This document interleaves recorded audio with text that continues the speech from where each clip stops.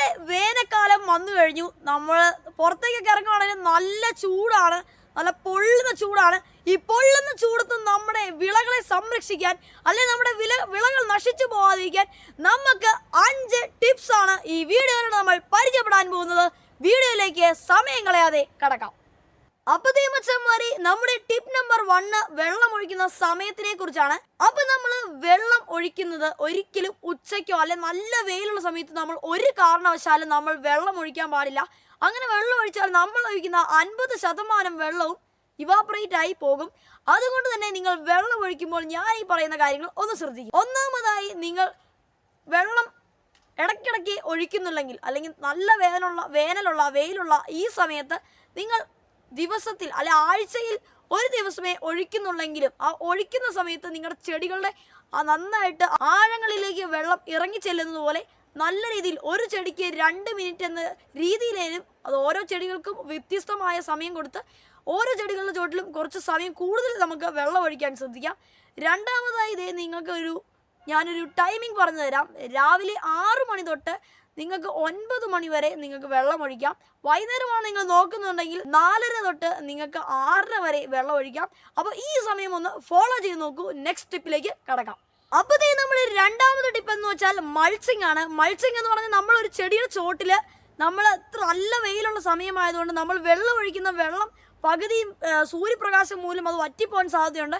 അങ്ങനെ നമ്മുടെ ചെടികളുടെ ചോട്ടിലൊരു ഈർപ്പം പിടിച്ചു നിർത്താനായി നമ്മൾ നമ്മുടെ ചെടികളുടെ ചോട്ടിൽ ഉണങ്ങിയ കരിയിലയോ അങ്ങനെയുള്ള സാധനങ്ങൾ ഇട്ട് വെക്കുന്നതാണ് മൾച്ചിങ്. അപ്പോൾ മൾച്ചിങ്ങിനായി നിങ്ങൾ ഇപ്പോൾ ചെടികളുടെ ചോട്ടിലുള്ള കളകളെല്ലാം പറിച്ചതിന് ശേഷം ആ കളകൾ ഒന്ന് മുറിച്ചതിന് ശേഷം അതിൻ്റെ ചോട്ടിൽ തന്നെ ഇടുകയാണെങ്കിൽ അതും ഒരു മൾച്ചിങ് രീതിയാണ്. ഇല്ലെങ്കിൽ നിങ്ങൾക്ക് നല്ല ഡ്രൈ ലീവ്സ് അല്ലെങ്കിൽ കരിയിലകൾ ഇതിൻ്റെ ചോട്ടിലിടുന്നതും നല്ലതായിരിക്കും. ഇതുപോലെ നമ്മൾ ഒഴിക്കുന്ന വെള്ളം കുറേ നേരം ഇതിൻ്റെ ചോട്ടിലൊരു ഈർപ്പമായി തണുപ്പായി ഒരു കമ്പിളി പോലെ എന്ന് പറഞ്ഞാൽ ഒരു ഈർപ്പം കൊടുക്കുന്ന ഒരു ഇതായി മാറാനും സാധ്യതയുണ്ട്. അപ്പോൾ ഈ മൾച്ചിങ്ങും നിങ്ങളൊന്ന് ട്രൈ ചെയ്ത് നോക്കുക. അപ്പോൾ നമ്മുടെ മൂന്നാമത്തെ ടിപ്പാണ്, നമ്മുടെ ചെടികൾക്ക് അല്ലെങ്കിൽ നമ്മൾ നടുന്ന സാധനങ്ങൾക്ക് നമ്മൾ ഷെയ്ഡ് കൊടുക്കുക എന്ന് പറഞ്ഞാൽ അതികഠിനമായ സൂര്യപ്രകാശത്തെ തടഞ്ഞുകൊണ്ട് അതിൻ്റെ ചൂടും വേണം. സൂര്യപ്രകാശം കൊടുക്കരുതെന്നല്ല, നമ്മുടെ ചെടികളിലേക്ക് വരുന്ന സൂര്യപ്രകാശത്തിന് കട്ടി കുറച്ച് ഷെയ്ഡ് ചെയ്ത് കൊടുക്കാൻ ശ്രദ്ധിക്കുക.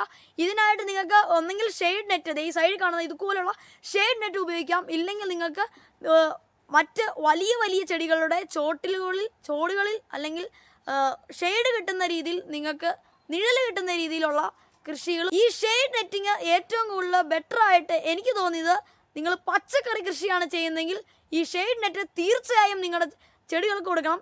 അതുപോലെ തന്നെ നിങ്ങൾ ചെടി നട്ട് കഴിഞ്ഞ് മരങ്ങളുടെ ബ്രാഞ്ചുകൾ, ശിഖരങ്ങൾ മുറിച്ച് ഇതിനെ ചൂടലായിട്ട് കുത്തുവാണെങ്കിൽ ഡയറക്റ്റുള്ള UV റേസിൽ നിന്ന് നമ്മൾ ഇപ്പോൾ നടുന്ന ചെടികൾക്ക് സംരക്ഷണമായി മാറും. അപ്പോൾ അതും ഒന്ന് ട്രൈ ചെയ്ത് നോക്കുക.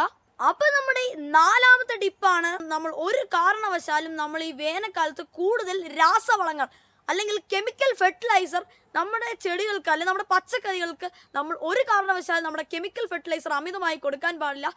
അല്ലാതെ തന്നെ നമ്മുടെ കെമിക്കൽ ഫെർട്ടിലൈസർ നമ്മുടെ ചെടികളുടെ മണ്ണിന് അത് ഭയങ്കര ഒരു പ്രശ്നം ഉണ്ടാക്കും. അതുകൊണ്ട് തന്നെ നമ്മുടെ ഈ വേനൽക്കാലത്ത് നിങ്ങൾ കൂടുതലും ഈ കെമിക്കൽ ഫെർട്ടിലൈസേഴ്സ് ഉപയോഗിക്കാതിരിക്കുക. അതിന് ഒത്തിരി രാസപ്രവർത്തനങ്ങളുള്ളതാണ്.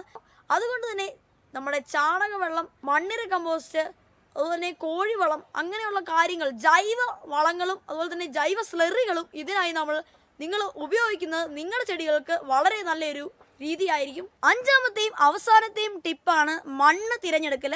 നമ്മൾ നമ്മുടെ ചെടികൾ എന്ന് പറഞ്ഞാൽ ഈ വേനൽക്കാലത്ത് നമ്മൾ ചെടികൾ നടുമ്പോൾ ഏറ്റവും കൂടുതൽ ശ്രദ്ധിക്കേണ്ട ഒരു കാര്യമാണ് നമ്മൾ മണ്ണ് തിരഞ്ഞെടുക്കുമ്പോൾ നല്ല ഈർപ്പമുള്ള സ്ഥലങ്ങളിൽ മാത്രം നമ്മൾ ഈ വേനൽക്കാലത്ത് കൃഷി ചെയ്യാൻ ശ്രദ്ധിക്കുക. നല്ല തോടുകളുടെ അരികിലോ അങ്ങനെയുള്ള കുളങ്ങളുടെ അരികിലോ നമ്മുടെ കൃഷികൾ ചെയ്യാൻ ശ്രദ്ധിക്കുക.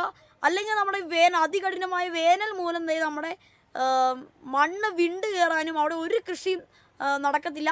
അതുകൊണ്ട് നല്ല ഈർപ്പമുള്ള മണ്ണ് നമ്മുടെ വേനൽക്കാലത്ത് നമ്മുടെ ചെടികൾക്ക് വേണ്ടി നമ്മൾ മാറ്റി വെക്കുക. Better soil is equal to better yield എന്നാണ്. അപ്പോൾ നിങ്ങളെല്ലാവരും നിങ്ങളുടെ മണ്ണ് തിരഞ്ഞെടുക്കുമ്പോൾ നല്ല ബെറ്ററായി നല്ല ഈർപ്പമുള്ള മണ്ണ് തിരഞ്ഞെടുക്കുക. അപ്പോൾ മച്ചന്മാരെ, ഞാൻ ഇന്ന് ഈ വീഡിയോയിലൂടെ 5 ടിപ്സാണ് നിങ്ങളുമായി ഷെയർ ചെയ്തത്. ഒന്നാമതായി നമ്മുടെ വെള്ളത്തിനെ കുറിച്ചും വെള്ളം എപ്പോൾ കൊടുക്കണമെന്നും വെള്ളത്തിൻ്റെ ഒരു ടൈം ടേബിൾ നിങ്ങൾക്ക് ഞാൻ പറഞ്ഞു തന്നു. രണ്ടാമതായി ഞാൻ നിങ്ങൾക്ക് പറഞ്ഞു തന്നത് മൾച്ചിങ് ആണ്. ഒരു ചെടികളുടെ ചോട്ടിൽ നമ്മൾ ഈർപ്പം പിടിച്ചേർത്താനായി ഉപയോഗിക്കുന്ന മൾച്ചിങ് ആണ് ഞാൻ നിങ്ങൾക്ക് രണ്ടാമതായി ടിപ്സായിട്ട് പറഞ്ഞു തന്നത്. മൂന്നാമതായി നമ്മൾ ഷെയ്ഡ് നെറ്റ് കൊടുക്കുന്നതിനെ കുറിച്ചാണ്. ഡയറക്റ്റുള്ള സൂര്യപ്രകാശത്തിൽ നിന്ന് രക്ഷിക്കാനാണ് നമ്മൾ ഈ മൂന്നാമത്തെ ട്രിക്ക് ഉപയോഗിക്കുന്നത്. നാലാമതായി ഞാൻ നിങ്ങൾക്ക് പറഞ്ഞു തന്നത് അമിതമായ രാസവളങ്ങൾ ഈ അമിത ചൂടിൽ ഉപയോഗിക്കരുതെന്നാണ് ഞാൻ നാലാമതായി നിങ്ങൾക്ക് പറഞ്ഞു തന്നത്.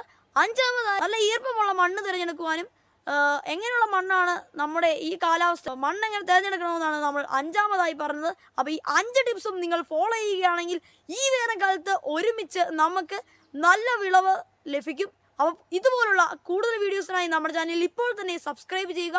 അതുപോലെ തന്നെ പ്ലാസ്റ്റിക് ബോട്ടിലിനുള്ളിൽ നിങ്ങൾക്ക് കൃഷി ചെയ്യാൻ ആഗ്രഹമുണ്ടെങ്കിൽ അല്ലെങ്കിൽ നിങ്ങളുടെ വീടുകളിൽ ഇതുപോലുള്ള പ്ലാസ്റ്റിക് ബോട്ടിലുകൾ വെറുതെ കിടപ്പുണ്ടെങ്കിൽ അത് വെച്ചുള്ള കൃഷി വീഡിയോസ് നമ്മുടെ ചാനൽ ഇഷ്ടം പോലെ കിടപ്പുണ്ട്. അതിലൊരെണ്ണമാണ് ഇത് ടൊമാറ്റോ കൃഷിയാണ്. തക്കാളി കൃഷി എങ്ങനെ നമുക്ക് നമ്മുടെ പ്ലാസ്റ്റിക് ബോട്ടിലിൽ ചെയ്യാം എന്നുള്ളതിൻ്റെ ഒരു വീഡിയോ ആണ് ഈ വീഡിയോ. അപ്പോൾ ഇതൊന്ന് കയറി കാണുക, നിങ്ങൾക്ക് ഉറപ്പായും ഈ വീഡിയോ ഇഷ്ടപ്പെടും. അതുപോലെ തന്നെ നമ്മുടെ ചാനൽ മറക്കാതെ സബ്സ്ക്രൈബ് ചെയ്യണം. ഈ വീഡിയോ ഇഷ്ടപ്പെട്ടാൽ ലൈക്കും ചെയ്യണം. അപ്പോൾ പുതിയൊരു വീഡിയോ കാണാമെന്ന പ്രതീക്ഷയിൽ ബൈ.